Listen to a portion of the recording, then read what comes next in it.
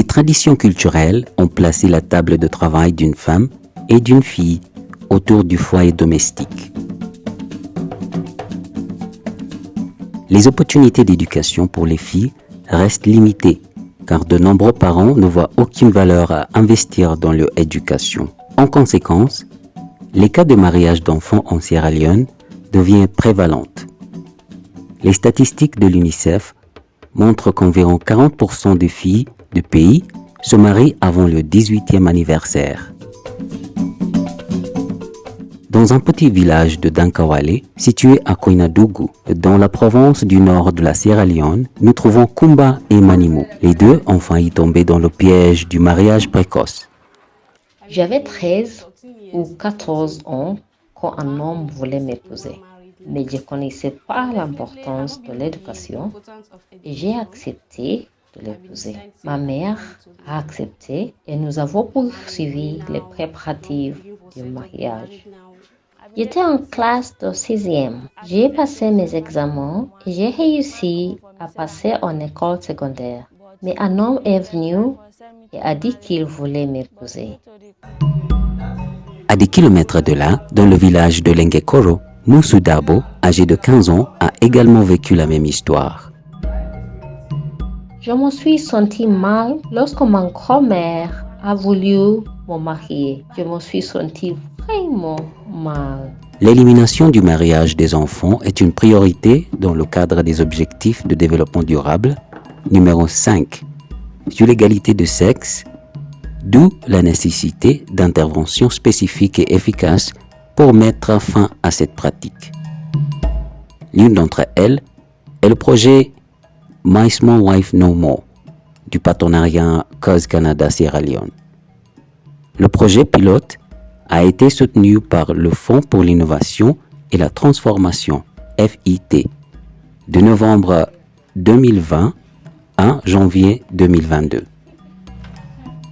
Ce projet consiste à examiner les causes sous-jacentes des grossesses chez les adolescentes qui sont très répandues dans le pays, mais dont les gens et les autorités ont du mal à parler. Bien que certaines des conséquences et des défis soient bien connus, c'est un tabou d'en parler. Et Cause a décidé de parler de quelque chose que les gens gardent très silencieux depuis des années, sachant très bien que si nous nous engageons dans ce type de projet, cela apportera beaucoup de connaissances à notre population, une prise de conscience à ce sujet. Cette innovation a testé une approche qui consistait à sensibiliser les hommes cherchant des épouses enfants aux conséquences négatives du mariage des enfants pour eux, leur famille et leur communauté. De nombreuses approches ont été tentées par d'autres ONG auparavant, mais elles n'ont pas fonctionné. L'une d'entre elles consistait à soutenir directement les parents afin qu'ils empêchent les enfants de se marier tôt, mais cela n'a pas fonctionné. Certaines ont proposé d'impliquer les filles elles-mêmes, de les soutenir, afin qu'elles ne soient pas incitées à se marier tôt, mais cela a également échoué. Notre approche consistait donc à impliquer toute la communauté en faisant intervenir les personnes les plus influentes de ces communautés pour lutter contre les mariages d'enfants, car ce sont elles qui négocient ces mariages d'enfants. Avant la mise en œuvre du projet, nous avons réalisé une enquête de référence et nous avons constaté que ce sont des parties prenantes de la communauté et les hommes de ces communautés qui marient ces filles. Donc, ce que nous avons fait pendant la mise en œuvre, c'est former une structure appelée les intermédiaires et aussi le groupe des hommes. Ceux-ci étaient les principaux acteurs de ce projet. Les hommes vont là-bas, plaident de notre part auprès de leur père, leur parlent des implications du mariage des enfants, tandis que les intermédiaires empêchent le mariage. En plus d'être formés comme défenseurs contre le mariage des enfants, Ils ont également été habilités à organiser des visites à domicile et des événements communautaires pour sensibiliser aux conséquences négatives de cette pratique. On fait la formation des intermédiaires et les inciter à travailler pour leur communauté. Parce que si nous sommes formés et nous ne travaillons pas pour notre communauté, cela ne se terminera pas.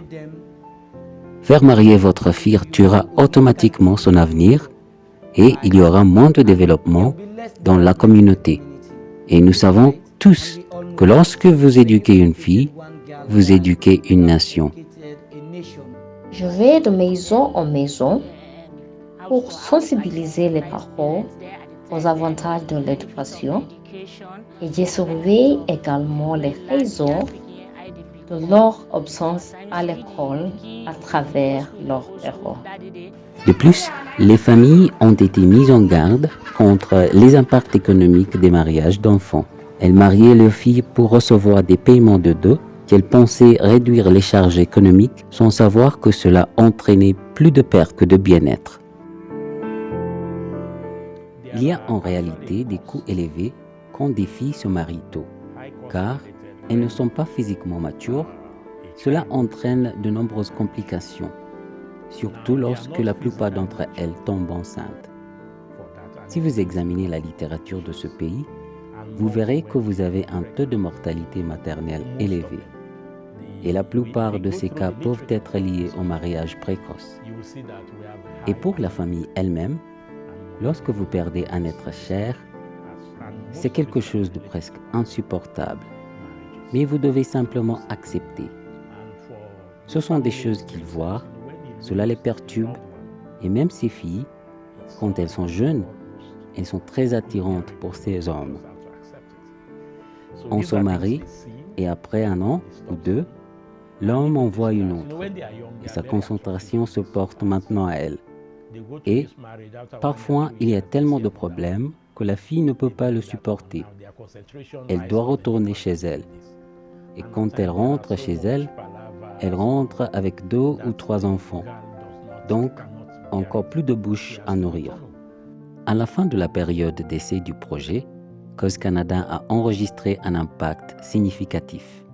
172 mariages d'enfants ont été annulés dans les districts de Koinadougou et de Falaba, dans la province du nord de la Sierra Leone, entre janvier et septembre 2021. Dans l'ensemble, l'innovation a réduit le mariage des enfants de 95% dans les régions ciblées, dépassant largement le objectif de 50%.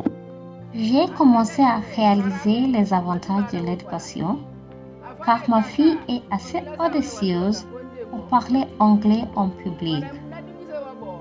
Même si je ne suis pas éduquée, je suis fière quand ma fille parle et cela me fait ne pas regretter d'avoir annulé ce projet de mariage.